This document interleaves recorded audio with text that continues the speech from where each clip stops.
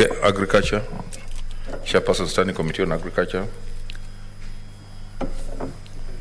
The next one is the Chairperson Standing Committee on Devolution and Intergovernmental Relations. Yes, Senator Ngugi.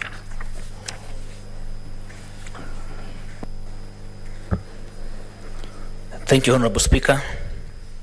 Statement relating to the activities of the Senate Standing Committee on Devolution and Intergovernmental Relations pursuant to Standing Order 51-1B for the period commencing 1st January to 25th April 2022. Mr. Speaker, sir, I rise to pursuant Standing Order 51-1B to make a statement on the activities of the Standing Committee on Devolution and Intergovernmental Relations for the period commencing 1st January to 25th April 2022. Mr. Speaker, sir, within this brief period, the committee has been robustly looking into the matter of the illegal evictions of residents from staff housing units and land in Pumwani and Eastleigh wards. This matter came before the committee via a request for statement by Senator Millicent Omanga, MP. Mr. Speaker, sir, in its invitation of the atrocities meted out on the evictees, the committee has held several meetings with the Cabinet Secretary, Ministry of Lands, Physical Planning, the Governor of Nairobi City County, the Director General of Nairobi Metropolitan Services, the Inspector General of Police, the Director of Lands and Urban Planning in Nairobi Metropolitan Services, and the Managing Director of the Nairobi Water and Sewerage Company to inquire on this matter. The purpose of these meetings have been to investigate the following. A, who ordered and authorized these evictions and who executed these orders. B, who were the owners of these properties as per the official records. C, who benefited from these evictions. D, has anything been done to compensate the evictees? E, were the evictions carried out as per the provisions of the law? Mr. Speaker, sir, the committee has in addition received tearful testimonials from the evictees on the matter on the manner in which they were treated, leading to the loss of their properties and their homes. Mr. Speaker, sir, as the committee winds up with its inquiry, the committee plans to meet with the directors of the 4 companies that benefited from the evictions and are currently developing the land.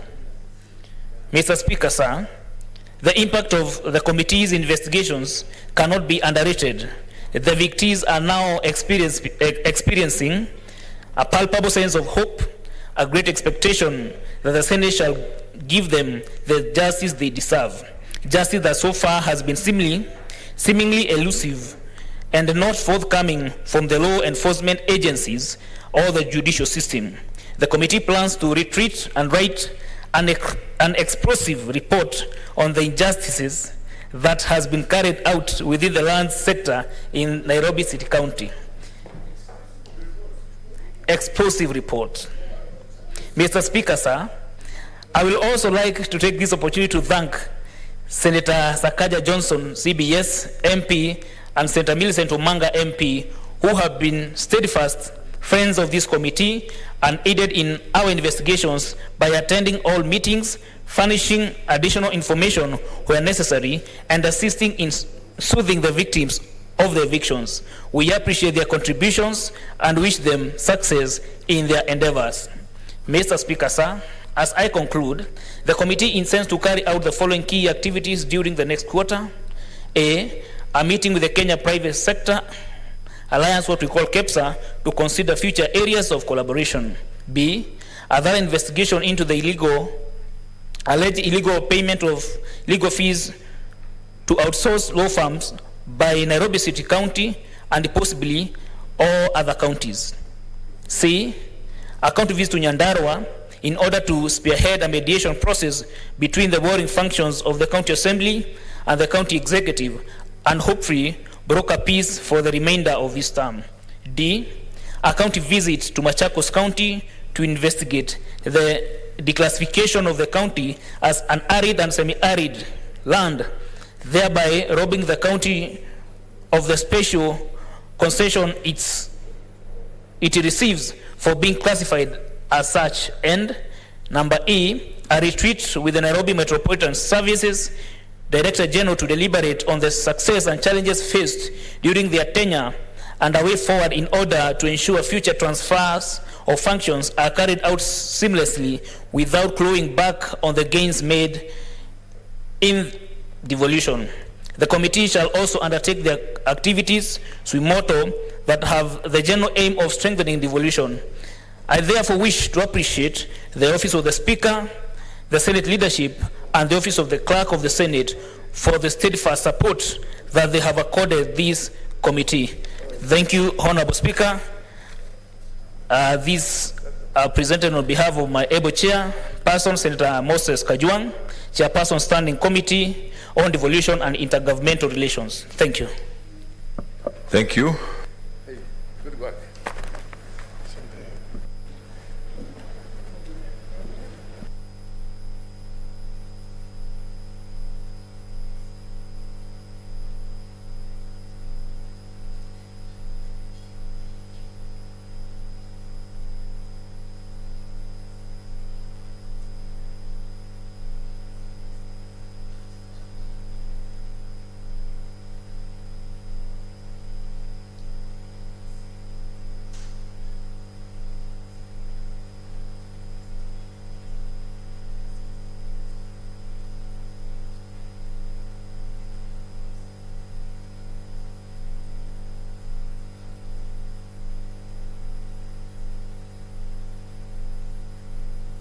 Okay, order, senators. I want to defer all the orders from order number 8 to order number 22 and go to order number 23. So the next order. Order number 23, the Sacco Societies Amendment Bill, National Assembly Bill number 55 of 2021, second reading. Senator Bogisho.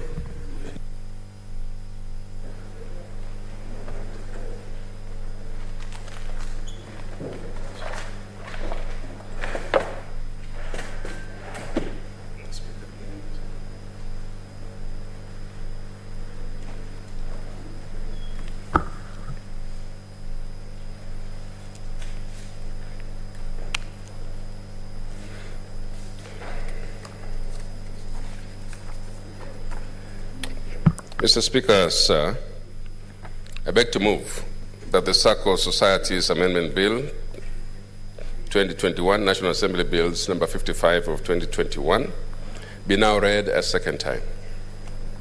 Speaker, the bill was published on the 26th November 2021, passed by the National Assembly and referred to the Senate on the 17th of February this year.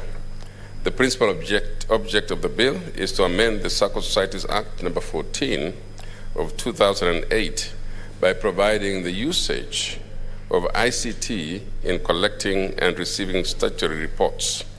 This is aimed at reducing the regulatory reporting burden on the SACCOs and ensuring a faster, efficient, and accurate reporting, monitoring, and analysis of SACCO's financial status at any time, being the cornerstone of risk-based supervision.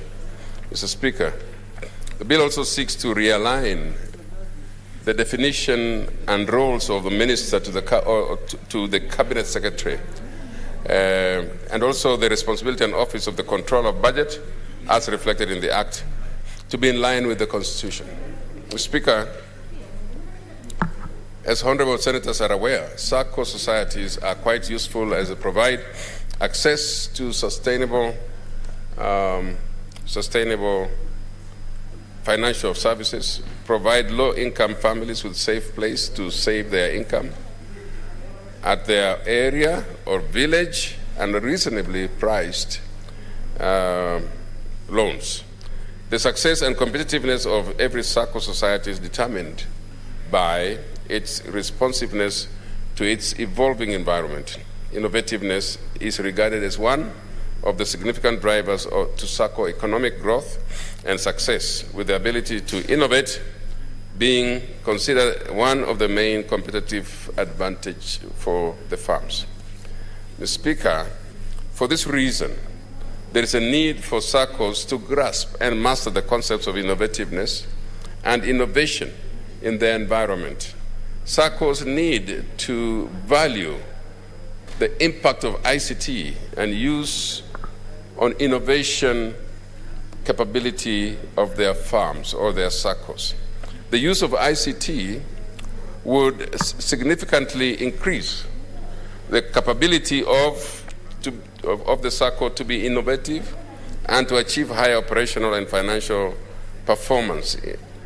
This underscores the importance of this bill.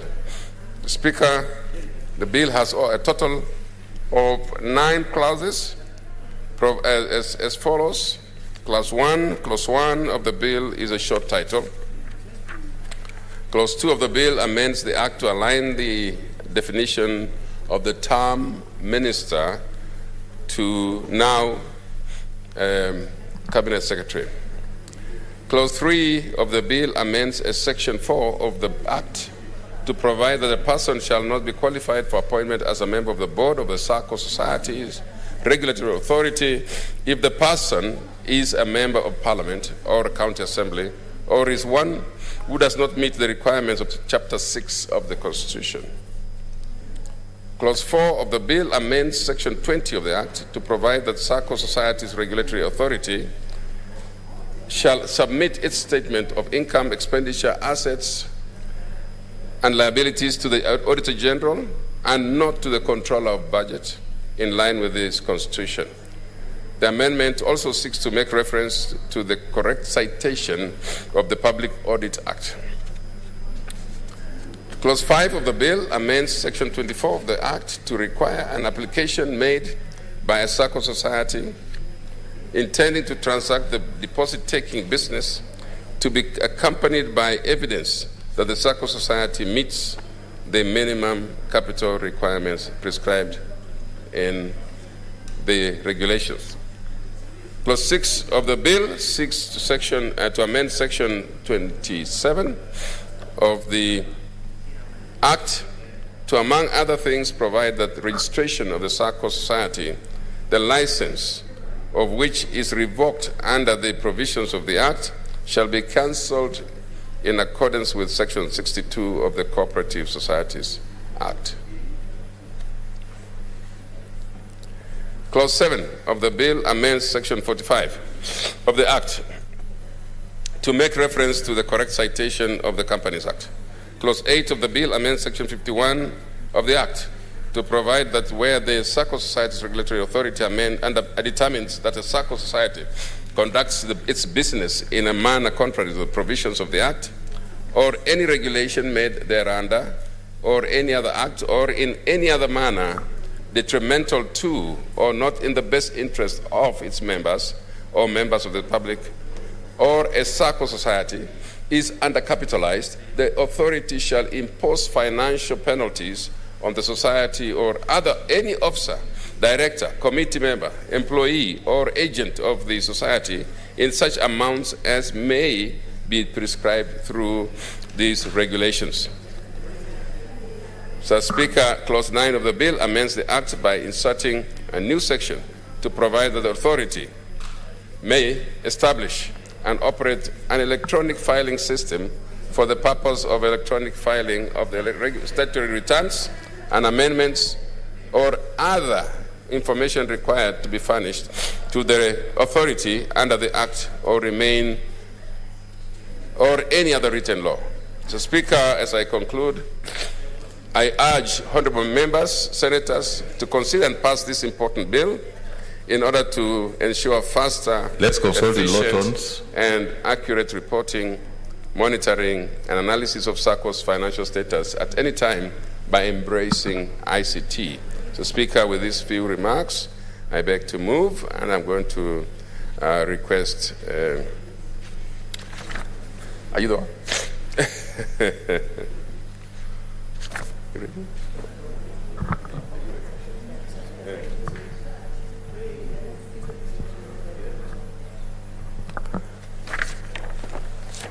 Mr. Speaker, I still consulting.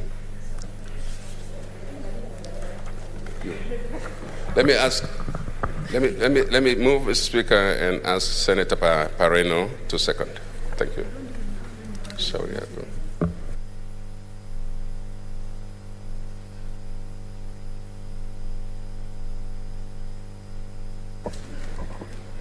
Mr. Speaker, I second.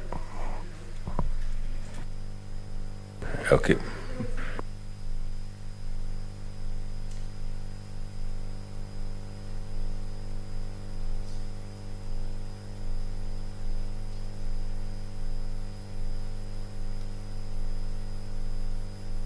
Order, senators. You want to freeze or you sit? Order, Senator Pareno. Order. I now propose the question, which is that the Sacco Societies Amendment Bill, National Assembly Bill number 55 of 2021, be read a second time.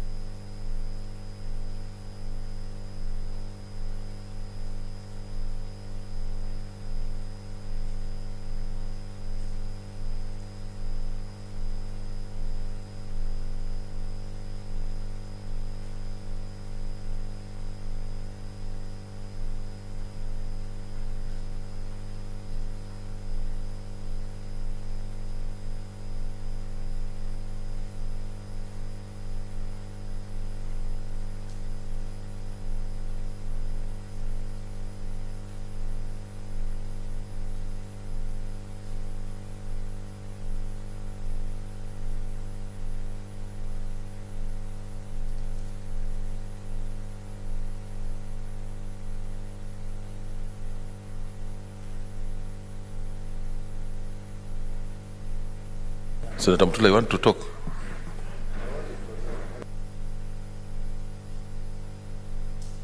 Let me call the... Seemingly there's no one, there's no interest, so I want to call the mover to reply.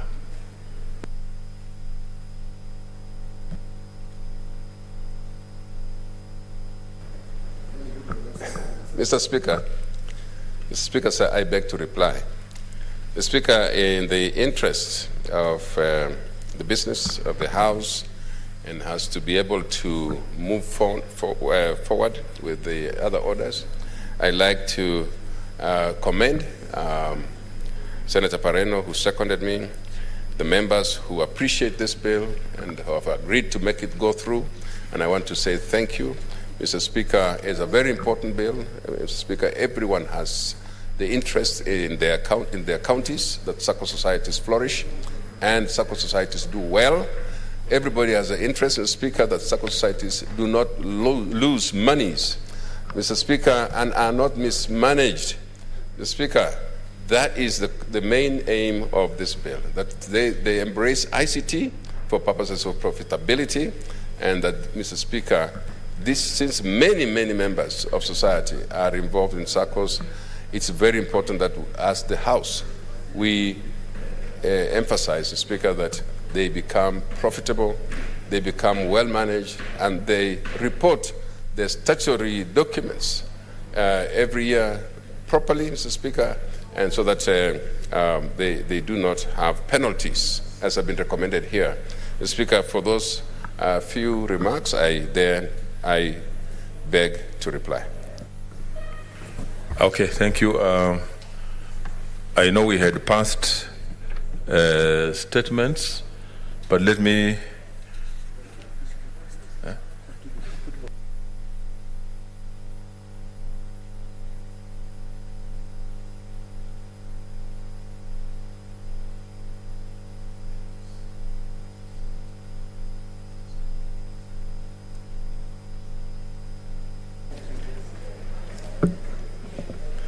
Speaker, I beg to reply and request that the putting of the question be deferred to another day, pursuant to Standing Order 61.3. Thank you, Mr. Speaker. Okay, that's okay.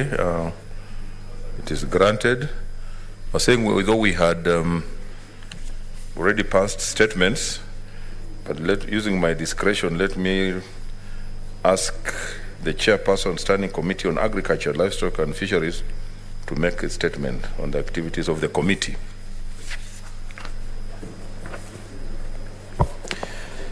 Mr. Speaker, on behalf of the Senate Standing Committee on Agriculture, Livestock and Fisheries, I want to most sincerely thank you for indulging me on this matter.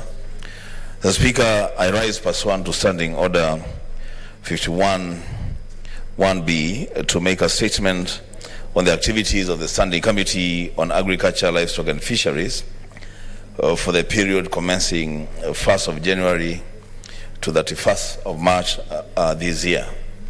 The Speaker, sir, during the period under review, the committee held a total of 10 sittings. The committee considered 3 bills, 2 petitions, and 2 statements. The committee also held a report writing retreat and a public participation forum.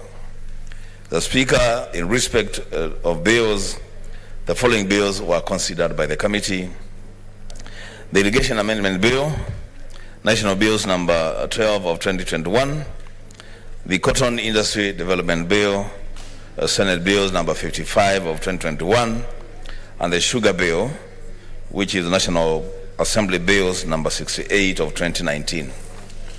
The Speaker, in relation to the Irrigation Amendment Bill, National Assembly Bills number 12 of 2021, which seeks to amend the Irrigation Act number 14 of 2019 to expand the administration and management of irrigation matters in Kenya, the committee carried out a public participation and held a report writing retreat between 10th and 13th of March this year, where it concluded its report.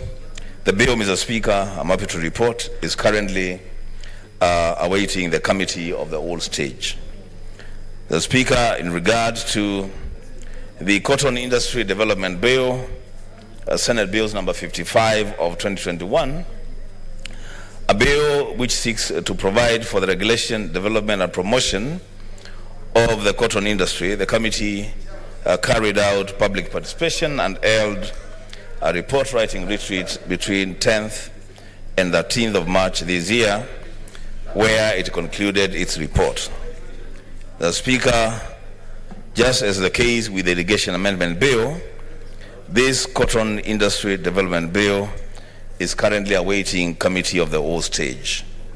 On the Sugar Bill, Mr. Speaker, which is National Assembly Bills number 68 of 2019, the committee carried out public participation during the period under review.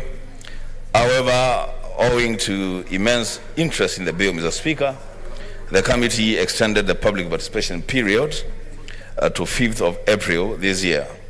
And the committee is currently, Mr. Speaker, winding up consideration of the bill and shall be tabling its report within a week's time. Mr. Speaker, regarding statements, pursuant to Standing Order 47(1) and 2, statements were referred to the committee. A statement on the proposed introduction of automated tea plucking machines was sought by Senator Samson Cherage, MP, on 9th of March this year, and the committee is still awaiting a response of the statement from the Ministry of Agriculture, Livestock, Fisheries and Cooperatives. As Speaker, the committee is also considering a statement on reports of a food crisis in the country, sought by Senator Naomi Shiyonga, MP, on 17th of April this year. The committee is following up on a response to the statement, again, from the Ministry of Agriculture, Livestock, Fisheries and Cooperatives. The Speaker, in respect to petitions, the committee considered the following 2 petitions. One, a petition concerning the plight of seed farmers in Trans Nzoia, which was committed to the committee on the 22nd of December 2020, and a petition regarding the prolonged and inordinate delay in implementation of the Lower Kuja Irrigation Development Project and continued delay in land compensation, which was committed to this committee on 9th of February 2022. Mr. Speaker, with regard to the petition concerning the plight of seed farmers in Trans Nzoia County, the committee prepared its report between 10th and 13th March 2022 and subsequently tabled the said report in the Senate. The Speaker, on the petition regarding the prolonged and inordinate delay in implementation of the Lower Kuja Irrigation Development Project and continued delay in land compensation, the committee met with the petitioners on 11th of March 2022 and is currently engaging the Ministry of Water, Sanitation and Irrigation and National Irrigation Authority on the petition. Lastly, Mr. Speaker, going forward, the committee intends to conclude pending legislative business that is pending before the committee, particularly such business as may be subject to timelines provided under the standing orders or any other law. Mr. Speaker, I thank you. Thank you so much.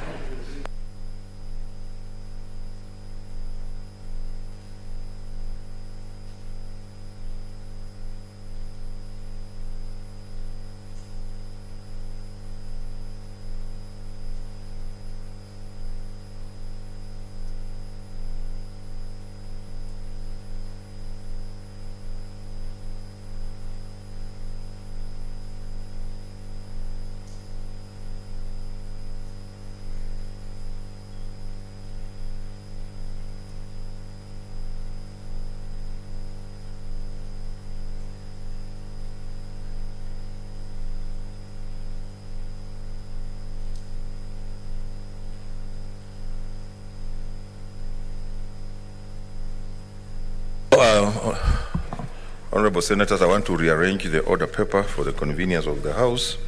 So do we go to order number 25? That's order number 25. Order number 25, Committee of the Whole on the Irrigation Amendment Bill, National Assembly Bills number 12 of 2021.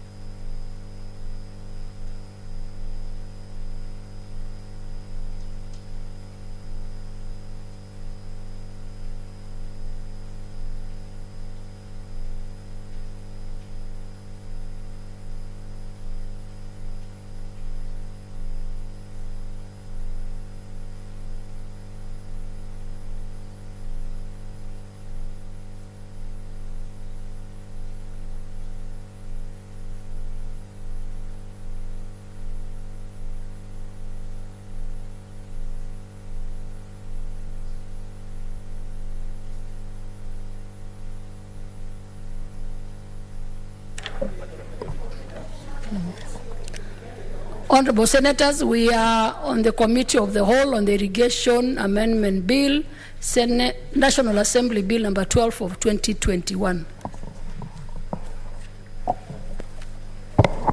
Clauses 3, 4, 5, 6, 7, 8, 9, and 10.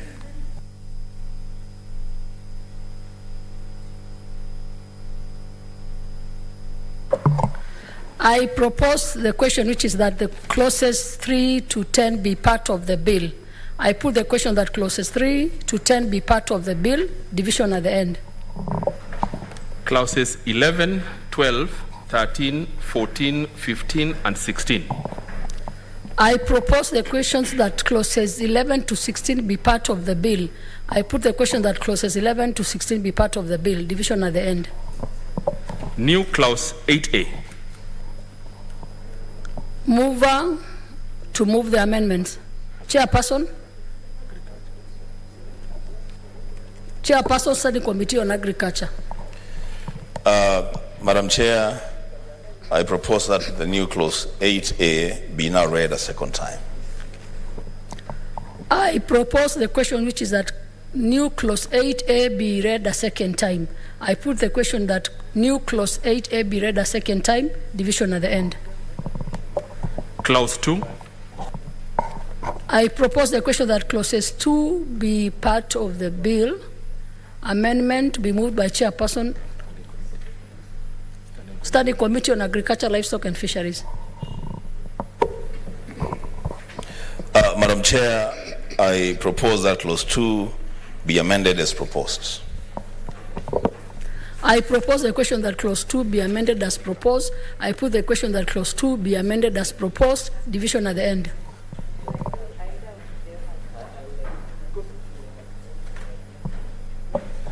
The title and clause 1.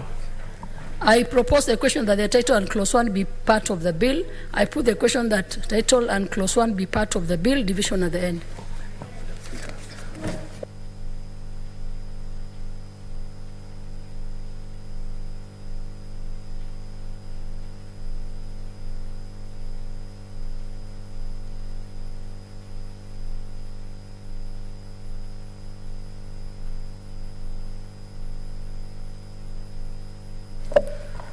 Honorable Senators, we definitely do not have the numbers to do the divisions, so we will proceed to report progress. Mover, Senate Majority Leader.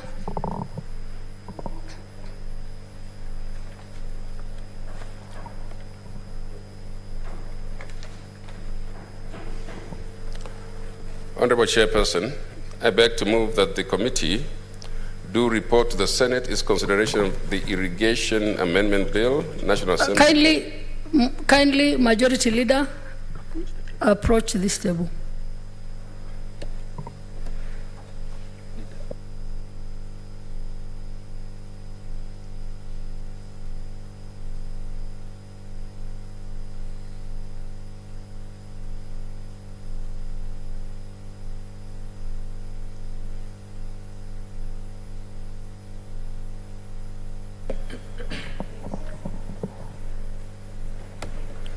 I beg your pardons, Madam Chair.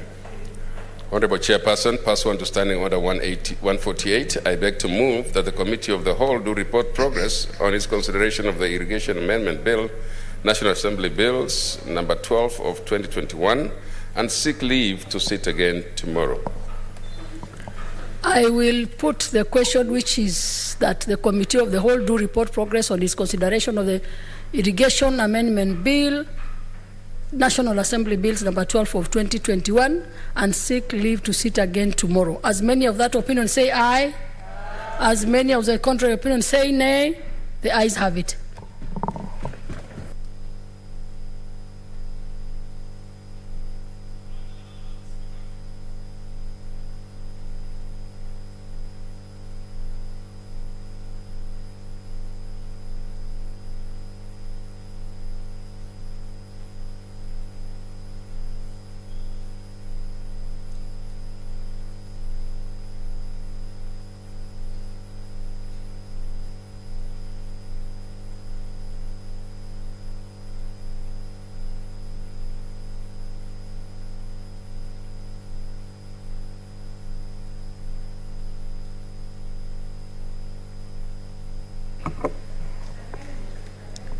Chairperson, Senator Wambua.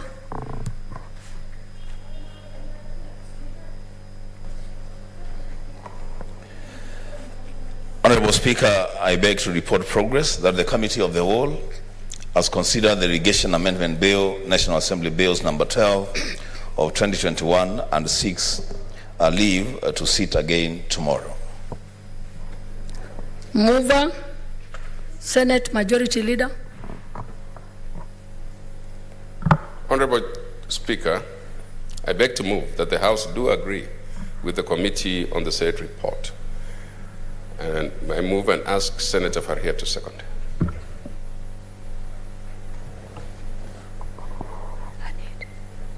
I second. I will propose the question, which is that the House do agree with the committee in the said report. I will put the question, which is that the House do agree with the committee in the said report. As many of that opinion say aye. As many of the contrary opinion say nay. The ayes have it.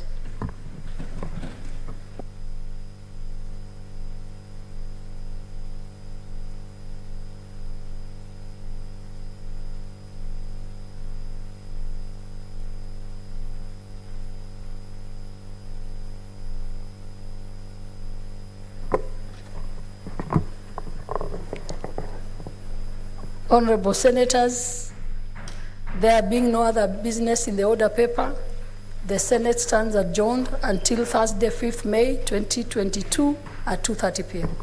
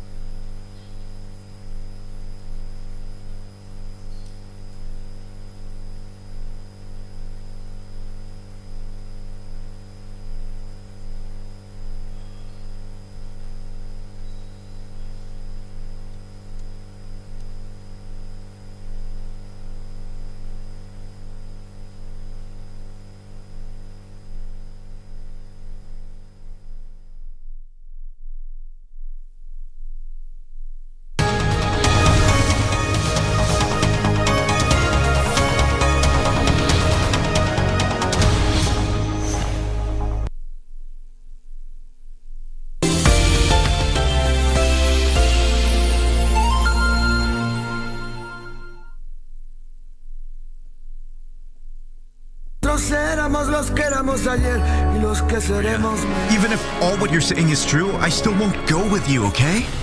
You are an... Very well then. Your mother told me what you saw in the newspaper. You've been lying to me. I know that you have another wife. No wonder you never sleep in this house with us. You're merely covering up a lie with another lie. Stand by that promise you made to your son. Now's the time. Now's the time to divorce Ines. I'm so desperate, for heaven's sake. Listen, Nuria. I have no idea what you're doing in Playa Linda, and I don't know what kind of trouble you're in, but I will not be your accomplice. Is that clear? So it really is true. Adrian.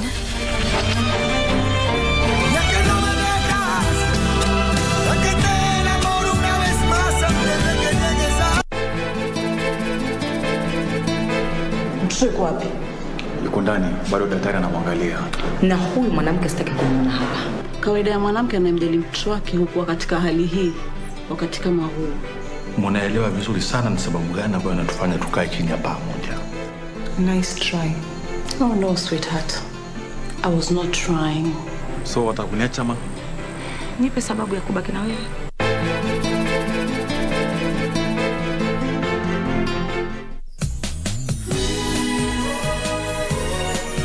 Let's give him our blessings, okay?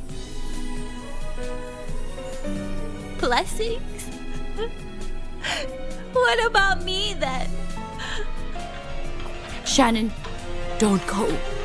I won't allow you to ruin Windsor and Pinky's wedding. No, I must stop them right now.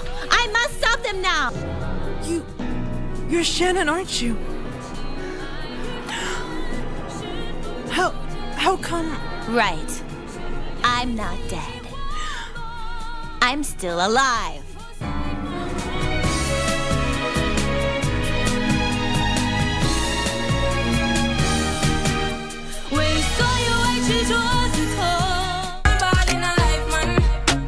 Me have to thank God for the journey, the earnings are just for the plus.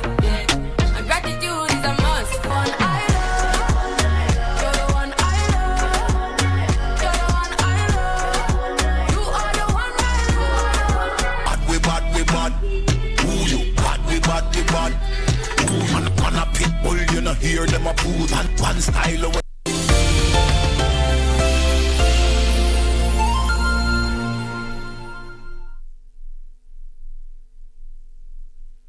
Till